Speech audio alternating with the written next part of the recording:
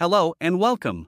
In this video, we will be discussing the latest leak regarding the Google Pixel tablet's pricing and release date. The highly anticipated tablet is set to make its debut at Google's I/O event on May 10th alongside the Pixel 7a, Pixel Fold, and Android 14 OS. Although we have already seen the design of the tablet last year, pricing details have been kept under wraps until now. Recently, the Pixel tablet's pricing details were accidentally leaked on Amazon's Japanese site, revealing that it will be priced at Yen 79,800, approximately 48,500 rupees, and will be available in Japan from June 20, 2023. The listing also showed that the tablet will come in hazel and porcelain, white, color options.